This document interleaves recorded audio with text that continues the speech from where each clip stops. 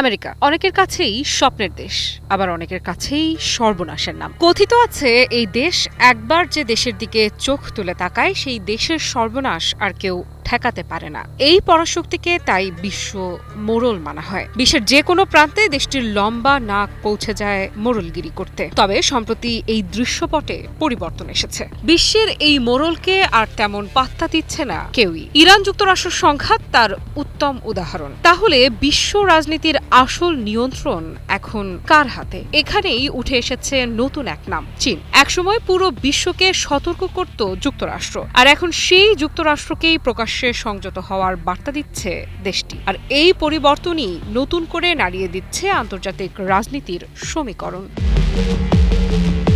মাত্র কয়েকদিন আগেই চীন সফর শেষ করেছেন মার্কিন প্রেসিডেন্ট ডোনাল্ড ট্রাম্প। কিন্তু সফর শেষে বড় কোনো সাফল্যের ঘোষণা দিতে পারেনি হোয়াইট হাউস। বরং বিশ্লেষকদের মতে প্রত্যাশার তুলনায় অনেকটাই খালি হাতে ফিরতে হয়েছে ট্রাম্পকে।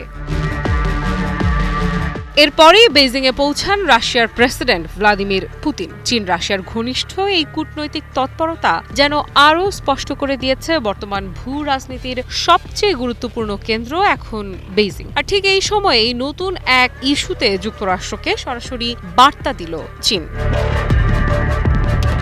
কিউবার সাবেক প্রেসিডেন্ট রাউল ক্যাস্ট্রোর বিরুদ্ধে হত্যার অভিযোগে মামলা করেছে যুক্তরাষ্ট্র। ওয়াশিংটনের দাবি, ১৯৯৬ সালে কিউবা ও ফ্লোরিডার মাঝামাঝি আকাশসীমায় দুটি বিমান ভূপাতিত করার ঘটনায় জড়িত ছিলেন তিনি। সেই ঘটনায় কয়েকজন মার্কিন নাগরিক নিহত হয়েছিলেন। আর এত বছর পর সেই ঘটনাকে কেন্দ্র করেই আবারও কিউবার বিরুদ্ধে কঠোর অবস্থান নিয়েছে যুক্তরাষ্ট্র।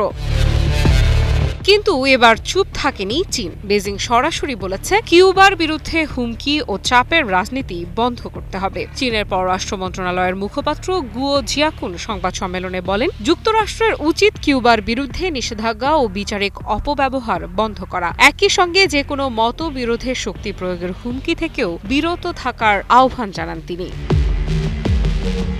আন্তর্জাতিক বিশ্লেষকদের মতে এই বক্তব্য শুধু কিউবাকে সমর্থন নয়, বরং এটি ওয়াশিংটনের উদ্দেশ্যে একেবারে সরাসরি রাজনৈতিক বার্তা। কারণ কয়েক বছর আগেও ঠিক এমন ভাষা ব্যবহার করত যুক্তরাষ্ট্র। অন্য দেশকে সংযত থাকার পরামর্শ দিত ওয়াশিংটনই। কিন্তু এখন দৃশ্যপট বদলাচ্ছে। চীন এখন শুধু অর্থনৈতিক শক্তি নয়, কূটনৈতিক ও রাজনৈতিক অবস্থানেও আগের চেয়ে অনেক বেশি আত্মবিশ্বাসী। আর সেই আত্মবিশ্বাসী এখন প্রকাশ পাচ্ছে আন্তর্জাতিক সংকটগুলোতে। বিশেষ করে কিউবা ইস্যুতে চীনের অবস্থানকে খুবই গুরুত্বপূর্ণ মনে করছেন পর্যবেক্ষকেরা। কারণ কিউবা শুধু একটি ছোট দ্বীপ রাষ্ট্র নয়, দীর্ঘদিন ধরেই ল্যাটিন আমেরিকায় যুক্তরাষ্ট্র বিরোধী রাজনীতির অন্যতম প্রতীক দেশ এটি। আর এখন সেই কিউবার পক্ষেই প্রকাশ্যে দাঁড়াচ্ছে বেইজিং। কি বুঝলেন ভাই?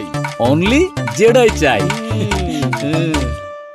বিশ্লেষকেরা বলছেন এটি আসলে আরো বড় কিছুর ইঙ্গিত। চীন বোঝাতে চাইছে বিশ্ব রাজনীতিতে এখন আর একক আধিপত্যের যুগ নেই। ওয়াশিংটন যা চাইবে সেটাই হবে, এমন বাস্তবতা দ্রুত বদলে যাচ্ছে। এরই মধ্যে ডলার নির্ভর অর্থনীতি থেকে বের হওয়ার উদ্যোগ, রাশিয়ার সঙ্গে কৌশলগত জোট, মধ্যপ্রাচ্যের সক্রিয় কূটনীতি সব মিলিয়ে বিশ্ব মঞ্চে নতুন শক্তি হিসেবে চীনের অবস্থান আরো শক্ত করছে চীন। চীন কি তাহলে সত্যিই যুক্তরাষ্ট্রকে সরাসরি চ্যালেঞ্জ করার পর্যায়ে পৌঁছে গেছে, নাকি এটি কেবল শুরু? কারণ বর্তমান বিশ্ব রাজনীতির প্রতিটি ঘটনাই যেন একটাই ইঙ্গিত দিচ্ছে, ক্ষমতার কেন্দ্র ধীরে ধীরে বদলাচ্ছে। আর সেই বদলের অন্যতম নায়ক যে চীন, সে আর বলার অপেক্ষা রাখে না। আফরিদা ইফরাত, নিউজ 24।